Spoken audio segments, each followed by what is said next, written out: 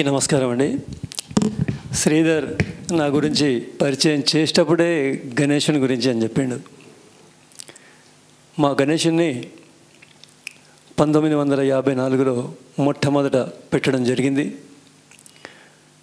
పెట్టినటువంటి వ్యక్తి అప్పటి స్వాతంత్ర సమరయోధుడు సింగరి శంకరయ్య గారు, వాళ్ళ చిన్న తమ్ముడు సుదర్శన్ గారు. శంకరయ్య గారు ఒక 15 సంవత్సరాల వరకే ఆ వినాయకుని నడిపించిండు. దాని తర్వాత ఆ వినాయకుని మొత్తం అప్పటి వరకు సుదర్శన్ గారే ఆ వినాయకుని నడిపించడం జరిగింది. ఆ సుదర్శన్ గారు మా నాన్న ఒకటే దగ్గర పనిచేస్తారు, ఒకటే డిపార్ట్మెంట్. నేను సుదర్శన్ గారు అబ్బాయి ఇద్దరం చాలా క్లోజ్ ఫ్రెండ్స్ అన్నమాట. అన్నదమ్ముల కంటే ఎక్కువ మేమిద్దరం. ఆ విధంగా ఆయన మా దగ్గర పనిచేసినటువంటి వ్యక్తి 30 సంవత్సరాలు ఒక యూనియన్కు జనరల్ సెక్రటరీగా పనిచేసి అతను రిటైర్మెంట్ అయ్యిండు.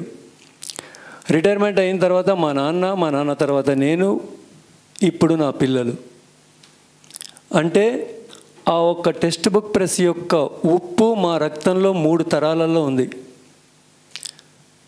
1992లో అందులో 1300 మంది ఎంప్లాయీస్ ఉండే, ఈరోజు అందులో 400 మంది ఎంప్లాయీస్ మాత్రమే ఉన్నారు.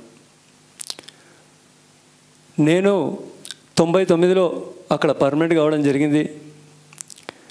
అక్కడ ఉన్నటువంటి ప్రతి వ్యక్తి ఆ 1300 మందిలో నేను కొద్దిగా మందిని ఎరకబట్టకపోవచ్చు, కానీ దాదాపు అందరు నన్ను మాత్రమే ఎరకబడతారు. ఇప్పుడున్నటువంటి 400 మంది అందరు నన్ను ఎరకబడతారు. నేను అనుకుంటా బంధువులు ఏదో శుభకార్యానికో అశుభకార్యానికో మాత్రమే మనం కలుస్తారు. అక్కడ ఉన్నోళ్ళు మాత్రం వాళ్ళ నా ఆత్మ బంధువులు.